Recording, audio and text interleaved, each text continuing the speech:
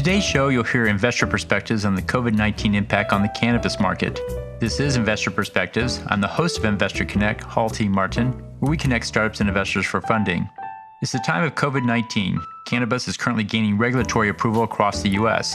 The lockdown has declared certain sectors, including cannabis, to be an essential service.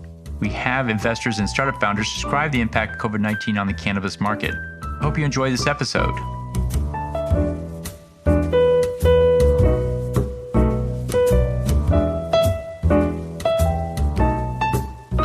My first guest is Tibby Erdely of Key Investment Partners. Sure. So we recently went through a lockdown related to COVID-19, and so we saw an acceleration of the cannabis sector along with others that were deemed essential services. Can you tell us a little bit about what you think the impact of COVID-19 was on the cannabis sector?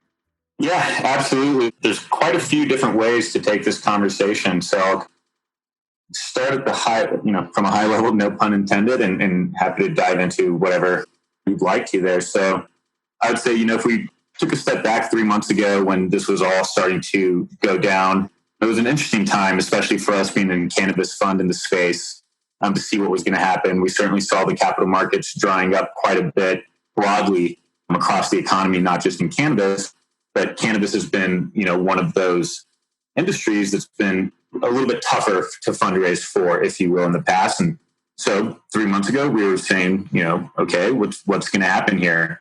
Fast forward a little bit, cannabis businesses were deemed essential in virtually every state where it's legal. So number one, I think that's a huge testament to the industry going much more mainstream. What we saw is that we saw not only a spike in increase of sales of cannabis, and we believe that that's going to be driven, or that was driven by not only consumers increasing their basket size and how much cannabis they're purchasing as they were really looking to kind of stock the pantry and get ready for the lockdown in place measures, but data suggests that you also had a lot of new entrants into the industry as well. And I believe that it is a testament to cannabis being deemed essential, being put alongside with liquor stores, pharmacies, grocery stores, you name it. It really did kind of a big service to the industry there. There's also a narrative that's starting to emerge that you may have heard as well, that this could likely increase the pace at which states legalize cannabis. So you've seen legislators across the United States kind of really go out of their way to ensure that, consumers have access to the cannabis that they're seeking.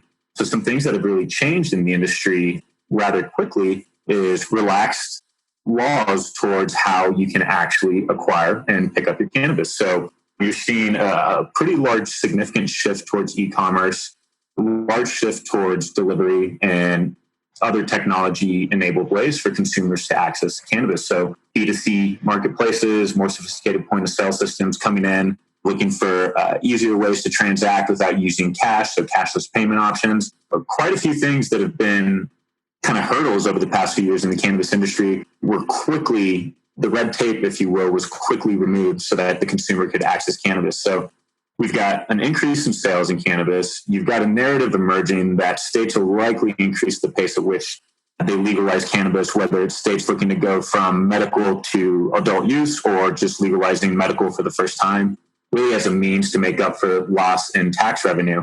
And frankly, what we've seen is that this has really reignited a lot of investor appetite again in the space. The cannabis industry, if you will, has been pretty red hot kind of valuation or cap markets environment back in 2017, 2018. A lot of companies going out there raising a lot of capital. We saw a lot of the publicly traded companies trading at valuations that were frankly unjustified. A lot of those valuations came back down to earth at the end of last year. With the impact of COVID, you're starting to see that happen again. And what you're starting to see is an environment where cash is truly king today. And that, I think, has really done it's done a whole lot for getting investor appetite reignited into the space to go out there and take a look at an industry that is growing and, due to the pandemic-induced recession that we find ourselves in, is finding itself as a new investable asset class for investors that have maybe been on the sidelines before. So a reignited interest, if you will, has sparked, no pun intended, over the past few months.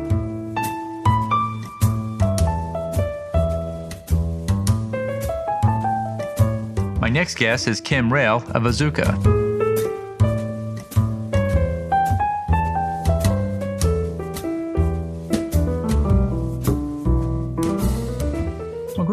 Well, we've just gone through the COVID-19 pandemic and many things changed and many things accelerated, including cannabis.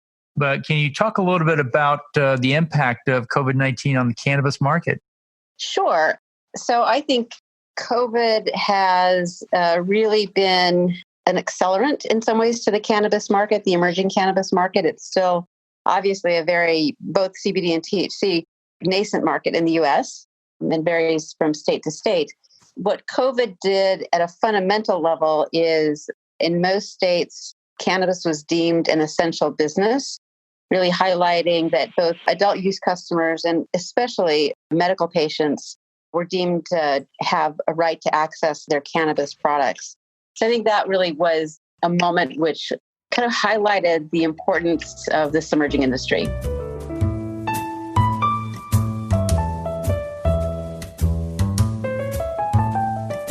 My next guest is Scott Greiper of Viridian Capital.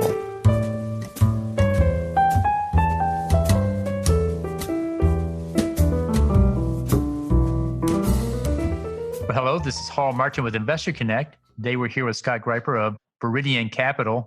Scott, thank you for joining us. Well, thank you, Hall. Good to be with you. So COVID-19 recently came through and changed our lives in significant ways and accelerated many things. And one of them was the cannabis sector. Can you talk a little bit about the impact of COVID-19 on cannabis in general?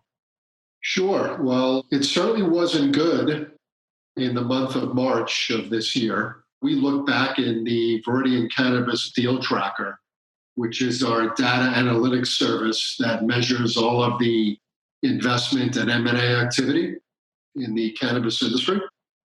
And if you look at the month of March, and we did the month of March, Hall, because that's really the first month that the virus impacted the U.S. stay-at-home orders, shutdowns, economic impact.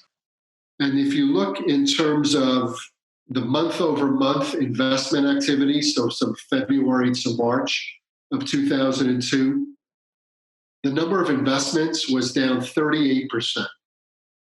The total amount of dollars raised was down 69%. And the average raise, the average size of each investment tranche was down 57%.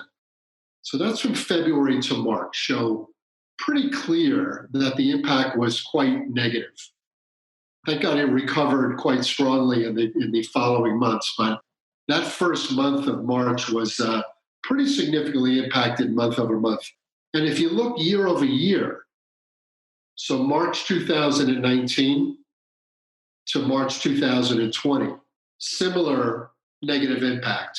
Number of capital raised, investments, placements, down 46%.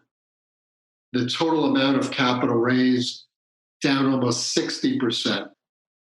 And the average raise, down almost 28%. Clearly a negative impact.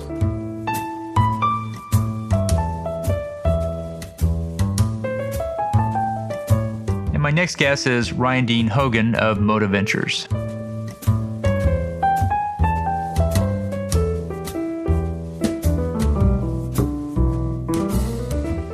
Great. I want to thank you for coming on the show. And as you know, we've all just gone through the lockdown and the pandemic that is COVID these days. I'd like to discuss, the impact on cannabis from that experience and get your perspective on it as well. And so maybe we can start off with that. What do you see as the challenge of COVID-19 or the benefit of COVID-19 on the cannabis industry? Well, I think there's been many challenges, but whenever there's challenges, there's always opportunities going forward. I never would have expected, and I took the role of CEO of Moda Ventures, although I've been in the CBD and e-commerce space since 2014. I would have never guessed when I took the role at the end of February that we would go through what we did in March and then through Q2. And it really, I'm sure you talk to a lot of CEOs. We're still going through it, and we're seeing things really change in real time with the metrics of the business. So our business, we're 100% CBD online e-commerce resellers. And the biggest thing that we realized during the time period, starting in really mid-March, and that was that buyer behavior began to move in directions that we've never seen before in e-commerce. And we were luckily able to keep operating, keep our supply chain moving to a point where we were able to innovate quickly on demand.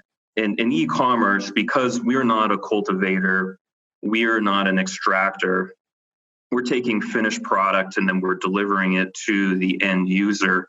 We're able to really get some of that immediate feedback and then create different product SKUs, different marketing campaigns. So our business, we were really, really strategically positioned. Obviously, we didn't enjoy going through what we did, but we were very strategically positioned to make changes to the business where I think a lot of other CBD and cannabis companies didn't have that luxury.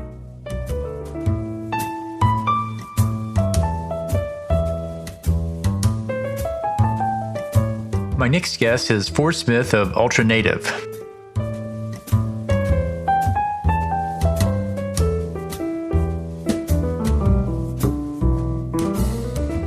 We just went through the pandemic of COVID-19 and various states of lockdown and reopening, and wanted to take a step back and get your perspective on how do you think COVID-19 impacted the cannabis sector? As far as a capital raising narrative goes, things really seemed to dry up right around when this kind of first big wave hit the States. I know that a lot of people were out raising capital at the time. And, for a good 60 days, it really all froze, kind of dried up. Just like most other sectors, most investors were kind of looking to see what was going to happen. I'd say for the first 30 days, things kind of froze. So all of a sudden, brick and mortar was shut down. The dispensaries started taking a real hit. And direct-to-consumer businesses like Ease just started seeing astronomical growth.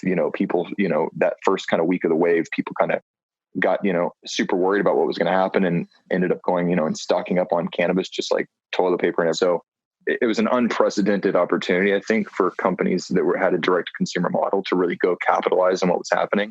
Being deemed an essential business in the state of California was massive for those types of companies. I think it was massive actually just for the cannabis movement as a whole. It was finally at this point that you had state regulators, coming out and legitimizing cannabis as more or less a nutraceutical or a medicine. So yeah, I'd say that some companies obviously definitely took a hit. A lot of the dispensaries, the brick and mortar groups, but really the direct to consumer is what it really just began to thrive and it's continued to kind of stay on that uphill trajectory. Thank you for joining us today. As always, be sure to leave a review, subscribe to this podcast, and share it with others. Let's go start up something today.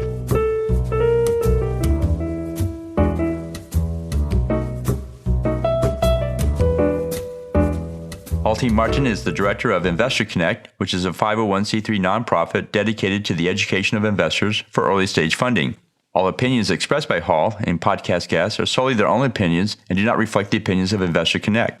This podcast is for informational purposes only and should not be relied upon for the basis of investment decisions.